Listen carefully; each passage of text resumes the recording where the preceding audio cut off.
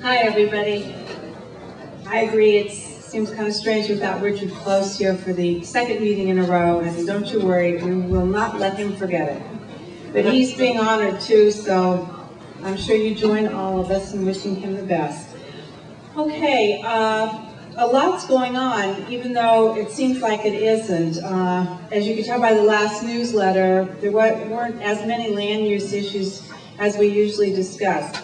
We've been working behind the scenes, and we'll be able to give you more information not only at the next meeting. The November meeting is our last meeting for the year.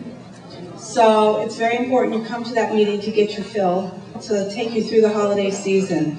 So that'll be November the 14th, and then the toy drive follows on December 1 or 2. Anyway, and then we're dark, which means no newsletter also for the month of December. The reason why I'm telling you this also is you really have to pay attention to what's going to be in the newsletter in November, and then especially in January. January, I'm pretty sure we're going to be discussing the phone tax, and if you aren't aware of what's going on, I'll discuss it in the column as I get more information, and because we have always been supported by the Daily News, and we've always supported them, I really encourage you to read the editorials about, as Ron Kay would say, all of the City Hall shenanigans. And the phone tax is just the latest.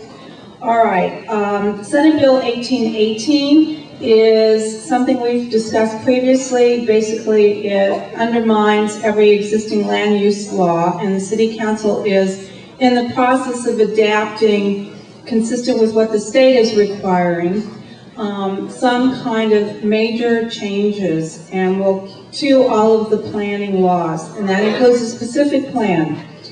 Zev Yaroslavsky, who's going to be speaking to SOHA, to all of you relatively soon, I suspect is going to be discussing it. And again, I really encourage you to keep your ears and eyes peeled to the press about Senate Bill 1818 and follow what the City Council is going to do, or in this case, could very well undermine everything we have that's keeping Sherman Oaks from being ruined in overdevelopment, congestion, and losing even more parking.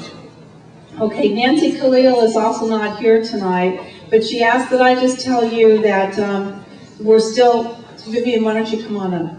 That we're still waiting for installation of the traffic mitigation measures in Library Square. The residents voted on them a year ago, like you heard just now with the traffic signal. That took 2 years. It just does take long time to get these things implemented. The only thing that we're worried about is what's going to happen to Library Square with the Christmas holidays soon upon us. It's going to be interesting. Vivian's going to give a report about the latest on the Buckley School expansion plan. And Tom Jones, are you here tonight? Okay, that's, let me just tell you, we've last heard on the draft environmental impact report for Fashion Square. Should be out somewhere around January or February. I sure hope it's then, and not during Christmas when we have to spend hours going through, usually about 500 pages of very detailed documentation. So here's Vivian.